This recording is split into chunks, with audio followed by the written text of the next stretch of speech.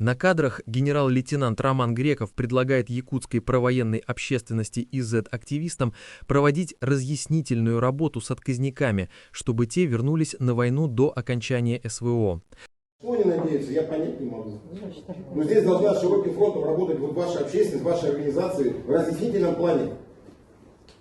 Он все равно жизнь себе сломал уже, понимаете, но его еще можно, если он сам придет, и следственные органы и вернется, его условно уголовное дело прекратят, такой механизм есть. Если мы дождемся, что все закончилось специальная операция, и эти парни все равно, что называется, повылазят, потому что социализация все равно, он же будет сидеть в тайге всю жизнь. Выйдет, все, получит срок 80 лет. Все.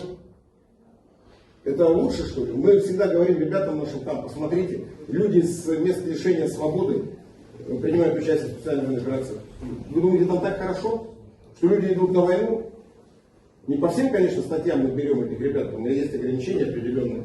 Вот. Опять же, потому что мы оружие, но работа ведется системная и по всем направлениям, которые сегодня звучат. Ваше личное горе, которое вы испытываете, оно безмерно, и здесь никаких рецептов быть не может. Мы же не тысячи людей таких случаев знаем, понимаете? Я по всем регионам. Он отмечает, что после завершения операции возвращаться будет поздно и грозит реальный тюремный срок. Греков прямо признает, что участие в войне ломает жизнь человека, но продолжает настаивать, что у солдат есть только два выбора – фронт или тюрьма. Для примера он приводит заключенных, которых массово отправляют на фронт, показывая, что даже осужденные выполняют патриотический долг. На встрече присутствуют координаторы КСВО, родственники участников СВО, представители волонтерских движений и чиновники правительства республики.